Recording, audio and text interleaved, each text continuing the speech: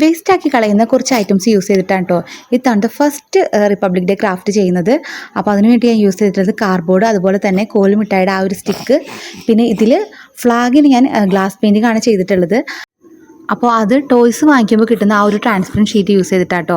അപ്പോൾ ഫസ്റ്റ് നമ്മൾ ചീത്തയായി പോയിട്ടുള്ള ഈ ഒരു കാർഡ്ബോർഡ് എടുത്തിട്ടുണ്ട്. അതിലേക്ക് 6 റൗണ്ട്സാണ് വരച്ചെടുക്കുന്നത്.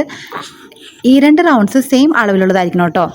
ചെറുത്, തൊട്ട് വലുത്, അതിലും വലുത്, അതുപോലെ ഇത് 6 നമ്മൾ കട്ട് ചെയ്തെടുത്തിട്ടുണ്ട്.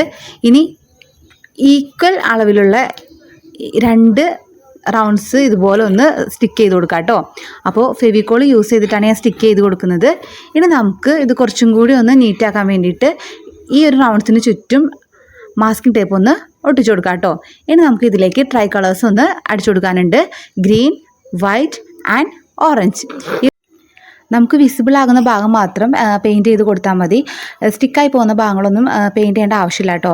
അപ്പോൾ ഈ രീതിയിൽ ഗ്രീൻ, അതിൻ്റെ മുകളിൽ വൈറ്റ്, അതിൻ്റെ മുകളിൽ ഓറഞ്ച് ഇതുപോലെ സ്റ്റിക്ക് ചെയ്ത് കൊടുത്തിട്ടുണ്ട്.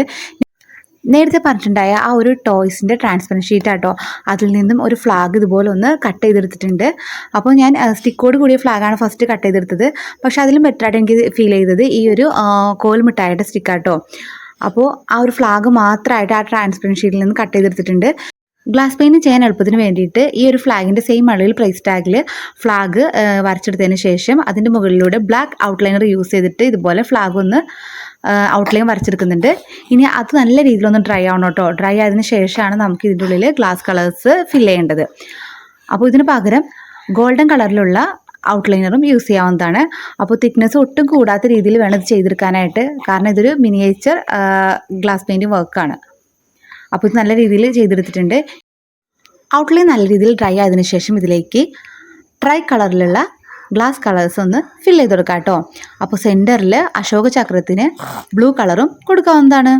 ഗ്ലാസ് കളേഴ്സ് ഞാൻ 3 പ്രാവശ്യം റീഅപ്ലൈ ചെയ്തിട്ടുണ്ട്. എന്നാലാണ് ഈ കാണുന്ന രീതിയിലുള്ള പെർഫെക്ഷൻ നമുക്ക് കിട്ടുള്ളൂ കേട്ടോ.